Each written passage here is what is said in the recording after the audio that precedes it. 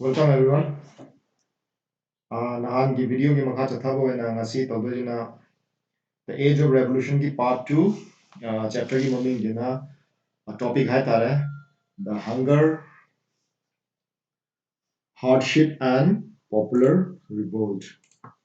Asi topic sing the hunger, hardship and popular revolt. Masi di pikani. The hunger, hardship and popular revolt khang di ngai da pa di ngai da pa na kitang ne na ga da bdi ai na han su ha gi duni. Matamdu ki situation condition hai tare adagi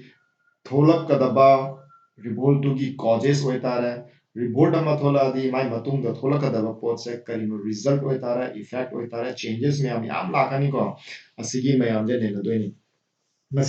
ꯑꯁꯤꯒꯤ ꯃꯇꯥꯡꯗꯗꯤ ꯑꯩꯈꯣꯏꯅ ꯈꯤꯇꯪ ꯅꯩꯅꯒꯗꯣꯏꯁꯦ 1848ꯀꯤ ꯔꯤꯚꯣꯜꯠ ꯀꯣ 1848ꯀꯤ ꯔꯤꯚꯣꯜꯠ ꯀꯃꯥꯏꯅ ꯊꯣꯛꯂꯛꯏꯅꯣ 1848ꯀꯤ ꯔꯤꯚꯣꯜꯠ ꯊꯣꯛꯂꯛꯑ ꯃꯇꯨꯡꯗ ꯀꯔꯤ ꯀꯔꯤ changes ꯇꯧꯈꯤ ꯑꯗꯨꯒꯤ ꯃꯇꯨꯡꯗ ꯃꯇꯝꯗꯨꯒꯤ ꯇꯥꯎꯟ ꯃꯆꯥ ꯑꯃꯗ ꯁꯤꯂꯤꯁꯤꯌꯟ ꯋꯤꯕꯔ ꯃꯨꯚꯃꯦꯟ ꯍꯥꯏꯅ ꯃꯇꯦꯛ ꯑꯃ ꯃꯥꯒꯤ ꯏꯚꯦꯟꯠ ꯈꯛꯇꯪ ꯑꯃ ꯄꯥꯅꯤ ꯑꯗꯨꯒꯤ ꯃꯇꯨꯡꯗ ꯃꯥꯒꯤ ꯀꯣꯖꯦꯁ ꯈꯤꯇꯪ ꯌꯥꯝ ꯀꯟꯅꯗꯤ ꯅꯩꯅꯕ ꯌꯥꯔꯣꯏ ꯂꯥꯏꯔꯤꯛꯇ ꯌꯥꯝ ꯌꯥꯎꯗꯦ ꯅꯈꯣꯏꯒꯤꯗꯤ ꯇꯦꯛꯁ ꯕꯨꯛ ꯕꯦꯁ ꯀꯣꯏꯁꯟ ꯉꯥꯛꯇ ꯂꯥꯛꯀꯗꯣꯏꯅꯤ ꯄꯔꯤꯈꯥꯗ ꯁꯤꯗ 1 ꯃꯥꯔꯛ ꯂꯥꯛꯄ ꯌꯥꯏ 2 ꯃꯥꯔꯛꯁ ꯑꯣꯏꯕ ꯌꯥꯏ 5 ꯃꯥꯔꯛꯁꯇꯤ ꯍꯪꯉꯔꯣꯏ ꯑꯁꯤꯒꯤ ꯃꯇꯥꯡꯁꯤꯗꯀꯣ ꯑꯗꯨꯅ ꯁꯤꯗ ꯍꯪꯒꯗꯣꯏꯁꯤꯗꯤ ꯁꯤꯂꯤꯁꯤꯌꯟ ꯋꯤꯕꯔ ꯃꯨꯚꯃꯦꯟꯠꯒꯤ ꯀꯣꯖꯦꯁ ꯑꯃꯈꯛꯇ ꯅꯠꯇ꯭ꯔꯒ ꯔꯤꯚꯣꯜꯠ ꯑꯣꯐ 1857ꯅ 1848ꯅ ꯆꯦꯟꯖꯦꯁ ꯄꯨꯔꯛꯏꯁꯦ ꯀꯔꯤ ꯀꯔꯤ ꯆꯦꯟꯖꯦꯁꯅꯣ ꯄꯣꯏꯟꯠ ꯑꯅꯤ ꯈꯛꯇ ꯏꯔꯝꯃꯨ ꯃꯥꯔꯛ ꯑꯅꯤꯒꯤ ꯑꯗꯨꯒ ꯅꯠꯇ꯭ꯔꯒꯅ ꯑꯦꯗꯜꯠ ꯐ꯭ꯔꯦꯟꯆꯥꯏꯖꯤ ꯄꯤꯕ꯭ꯔꯥ ꯄꯤꯗꯕ꯭ꯔꯥ ꯍꯥꯏꯕꯅ ꯃꯥꯔꯛ ꯑꯃꯃꯝ ꯈꯛꯇꯒꯤ ꯍꯪꯉꯛꯀꯗꯣꯏꯅꯤ ꯑꯗꯨꯅ ꯉꯁꯤꯒꯤ ꯑꯣꯏꯅ ꯃꯈꯥ ꯆꯠꯊꯕ ꯑꯣꯏꯅ ꯑꯩꯈꯣꯏ ꯄꯥꯔꯁꯤ ꯍꯪꯒꯔ ꯍꯥꯔꯗꯁꯤꯞ ꯑꯦꯟ ꯄꯣꯄꯨꯂꯔ ꯔꯤꯚꯣꯜꯠ ꯍꯪꯒꯔ ꯍꯥꯔꯗꯁꯤꯞ ꯄꯣꯄꯨꯂꯔ ꯔꯤꯚꯣꯜꯠ ꯄꯥꯔꯝꯗꯥꯏꯗ ꯑꯩꯈꯣꯏꯅ ꯃꯦꯟꯂꯤ ꯄꯥꯗꯣꯏꯁꯦ ꯑꯩꯅ ꯄꯥꯔꯛꯀꯗꯣꯏꯁꯦ ꯍꯧꯖꯤꯛ ꯇꯣꯄꯤꯛꯁꯤꯗ ꯂꯥꯏꯔꯤꯛꯁꯤꯗ ꯌꯥꯎꯕ ꯃꯇꯦꯛ ꯃꯇꯦꯛ ꯈꯛꯇꯗꯅꯤꯀꯣ ꯑꯗꯨ ꯌꯦꯡꯁꯤ ꯀꯔꯤ ꯀꯔꯤ ꯌꯥꯎꯒꯦ ꯍꯥꯏꯅ ꯌꯦꯡꯉꯣ ꯍꯪꯒꯔ ꯑꯣꯏꯗꯣꯏꯁꯦ ꯀꯃꯥꯏꯅ ꯇꯧꯔꯒ ꯃꯤꯁꯦ ꯆꯔꯥ ꯍꯦꯜꯂꯤꯕ꯭ꯔꯥ ꯀꯔꯤ ꯇꯧꯕꯩ ꯆꯔꯥ ꯍꯦꯜꯂꯤꯅꯣ ꯍꯥꯔꯗꯁꯤꯞ ꯀꯔꯤ ꯇꯧꯕꯩ ꯋꯥꯔꯤꯅꯣ ꯑꯁꯤꯒꯤ ꯃꯔꯝ ꯑꯅꯤꯁꯤꯅ ꯑꯣꯏꯔꯒ ꯄꯣꯄꯨꯂꯔ ꯔꯤꯚꯣꯜꯠ ꯊꯣꯛꯂꯛꯀꯗꯣꯏꯅꯦ ꯑꯩꯅ ꯅꯍꯥꯟ ꯍꯥꯏꯗꯣ ꯀꯣꯖꯦꯁꯇ ꯌꯥꯝ ꯂꯩ इकोनॉमिक कॉजेस ले रहे सोशल कॉजेस ले रहे पॉलिटिकल कॉजेस ले रहे अदर्स मीन्स ऑफ कॉजेस ले ꯉꯁꯤꯗꯗꯤ ꯑꯩꯈꯣꯏꯅ ꯌꯦꯡꯗꯣꯏꯁꯦ ꯏꯀꯣꯅꯣꯃꯤꯛ ꯀꯣꯖꯦꯁꯁꯨ ꯂꯩꯔꯦ ꯄꯣलिटिꯀल ꯀꯣꯖꯦꯁꯁꯨ ꯈꯔ ꯂꯩꯔꯅꯤ ꯁꯣꯁꯤꯌल ꯀꯣꯖꯦꯁꯁꯨ ꯈꯔ ꯂꯩꯔꯦ ꯂꯣꯏ ꯌꯥꯎꯔꯕꯅꯤ ꯃꯤꯛꯁ ꯑꯞ ꯑꯣꯏꯔꯕꯅꯤ ꯑꯗꯨꯅ ꯈꯤꯇꯪ ꯌꯦꯡꯁꯤ 1830ꯒꯤ ꯃꯇꯝꯗ ꯑꯩꯈꯣꯏꯅ ꯅꯍꯥꯟꯃꯨꯛꯁꯨ ꯄꯥꯈ꯭ꯔꯦ 1830ꯗ ꯔꯤꯚꯣꯜꯠ ꯊꯣꯛꯄꯒꯤ ꯃꯔꯝꯗꯣ ꯀꯩꯅꯣ 이코노믹 하드십 great economic hardship in Europe 유럽다 이코노믹 hardship ꯌꯥꯝ ꯊꯣꯛꯏ ꯅꯠꯇ꯭ꯔꯥ ꯀꯔꯤꯅꯣ hardship first of all 19th century the economic 19th century the enormous increase in the population all over Europe the population hengali hai mukhaina ko population hengaladi kai tawni thabak darkar lerakani thabak la darkar leradi thabak phangduba migi kai lerani unemployment orani thabak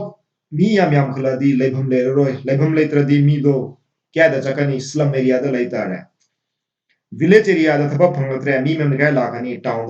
town da laga leibhum leita di kya da leni slum area da leirani town da laga leibhum leiraktana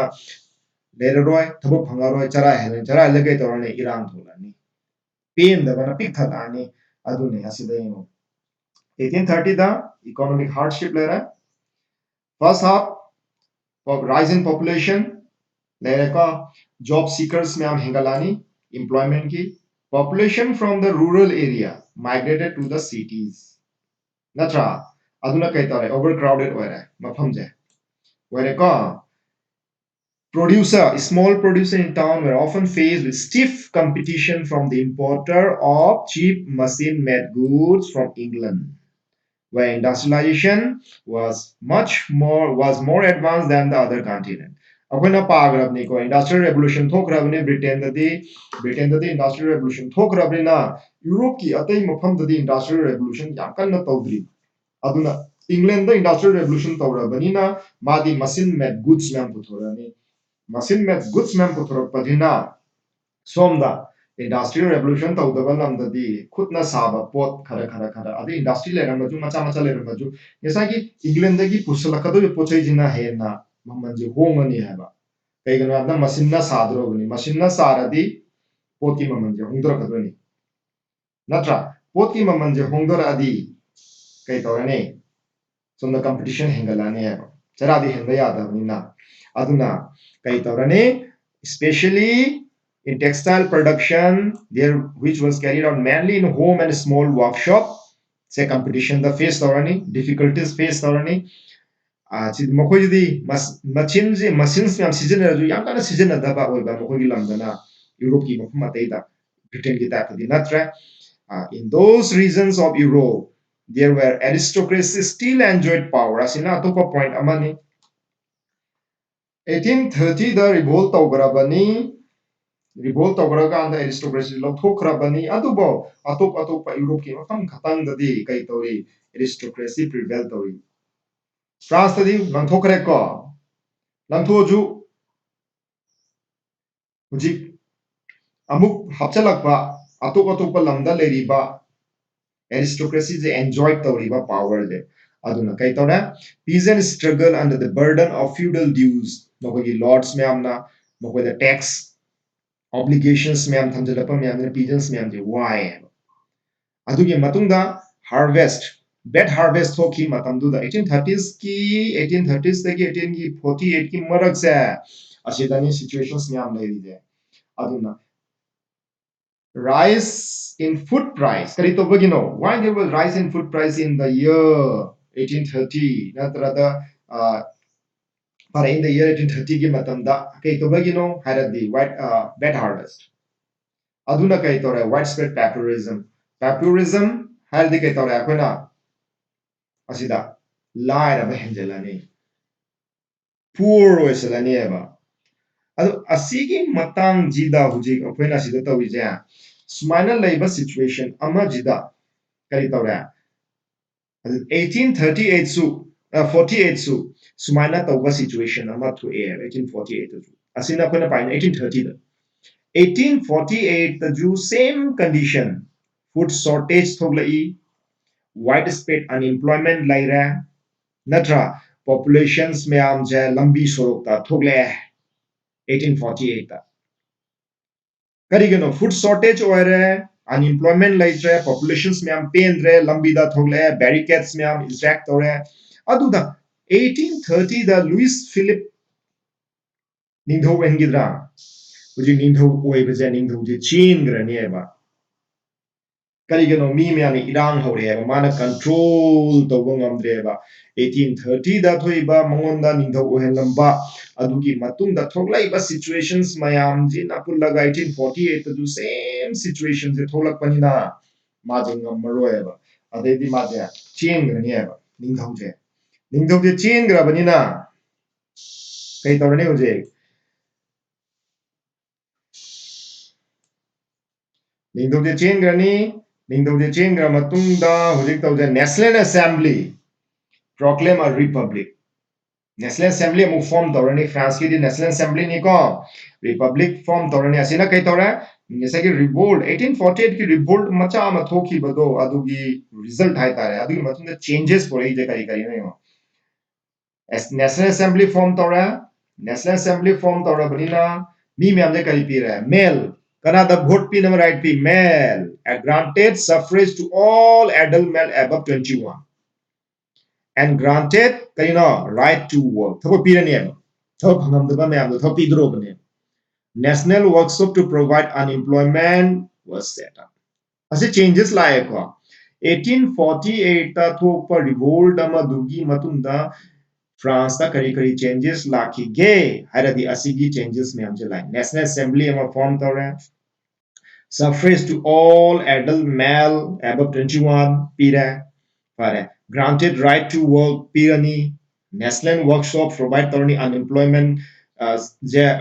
reduce tawna ma employment se pina ma set up tawni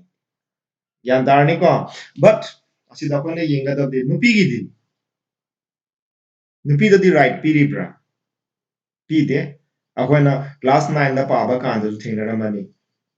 nupi da di pide adu nupi me amna kari hai ngesagi right to equality of man and women and simak ko du mo khina kauraba proclamation ma semakani semakpado karigino pendabagi nupi myam ju yauri ne bari revolt di yauri ba nupi myam je piroi heba and the same thing asiki nupi ki matang di akoina next topic amada parakini ko adu dai phajana muta age hujik tawdujina Silesian Weaver Silesia Weaver movement ni असिदा event से खरा पादे event से खरा Young जलो event ता करी यावी इवेंट हबदे कनो खंगब्रा येसागी मागी मतम मतेक सिचुएशन जे मतेक वारी मचा मचा वन इदिलक पजे आसी इवेंट्स नि को करम पुंग क्या दादु थोकी तांग क्या दादु थोकी मुखैना युमदा चंगी दो तांग क्या दनो गाना हाय बजे इवेंट ने इवेंट सी दो कोइना कॉजेस सी मरक तक तंग यावरम गनी कॉजेस को event you have the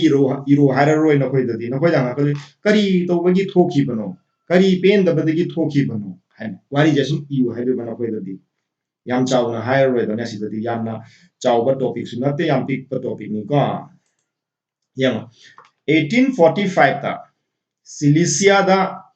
kai to we revolt ama thoi hai kana gi mai ta contractor gi mai ta kana na who supplied them raw materials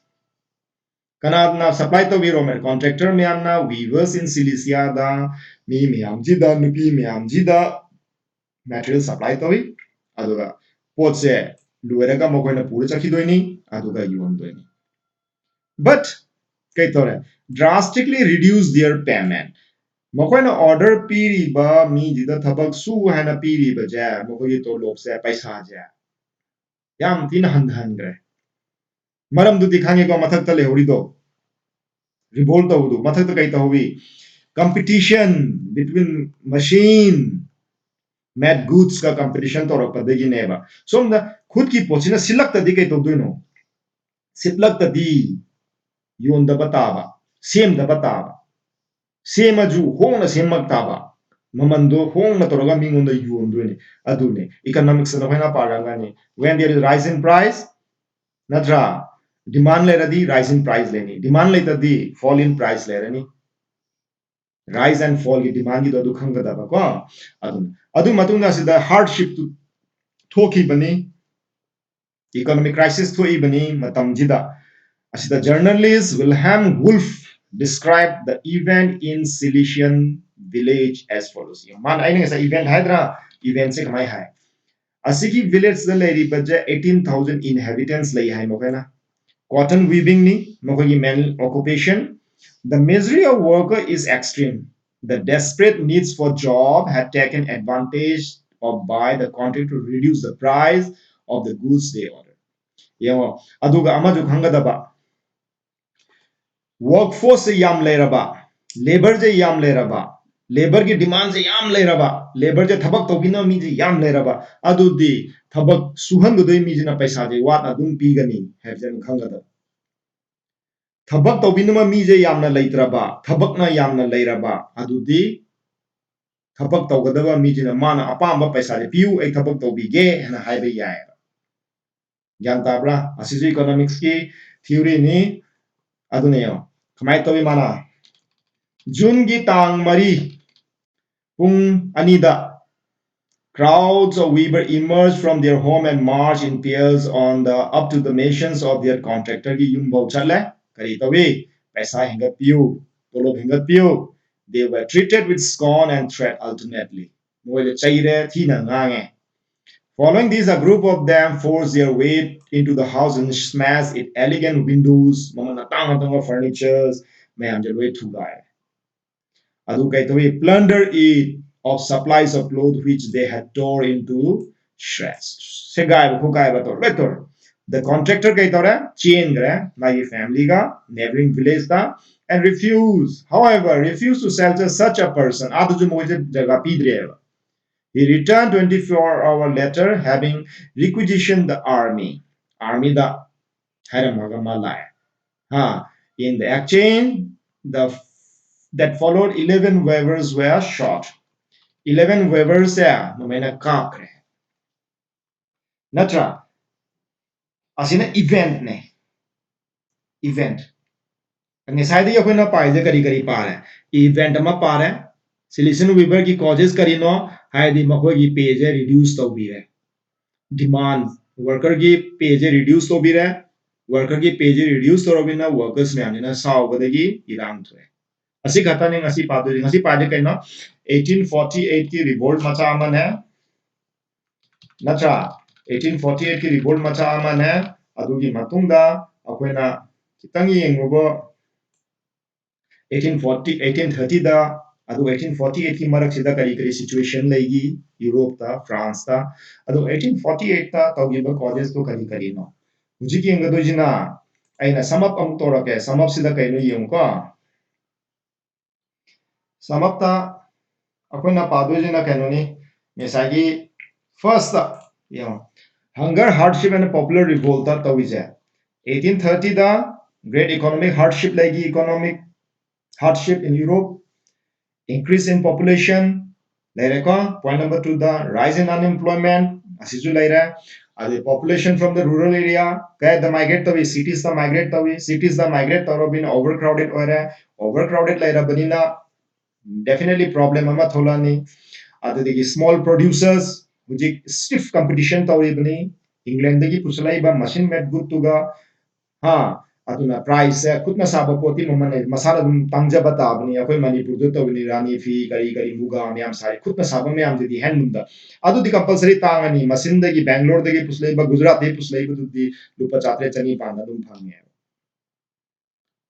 ha adu di si doine ba khutna tawa pot myam je same thing amkoi adu thoi food price hengatle kari to bagino bad harvest ki maram ko next thing revolt 1848 say February revolution hanusu khangnai ado 1848 to thoki ben maram je kaino 30 the 1830 the thoki ba same situation je 1848 ki adwa ji thoye causes ni ko ado food shortage le re widespread unemployment le re mayam je pen da bina mi mayam je sorok ta thole ha bi irang tawre hana had ne ko next result the Louis Phillips Chiengra National Assembly proclaim tore France ta adult suffrage pithoya karambao 21 years age right to work grant tograbani national workshop ujik sem drobani natra asi khatani aduga next ta causes of Silesian weaver kaigeno aina ngasai pi sangna pagin event asidi point ani katani payment se reduce tobira contractor reduce the price of good they ordered andara they were treated with scorn and threat asini 1848 ki revolt kari to be thoki bano 1848 ta kari causes legi 1848 ki result kai no adu the Silesian weaver ki causes kari no event su khange kani ju khanga bani result su causes su khanga bani mathang da de akoina 1848 ki revolt ki matung da Europe da kari kari situation thogla ke abaja pa doini adu larik pa badati aina haidu je ahan badagi maning bhauja sum textbook based oina pa gada bani kari ge ma da na khoi di textbook tegi lakadaba ngatani lai textbook ki mapanda amaju lawai masi asida tawraga losunji thank you for watching thank you very much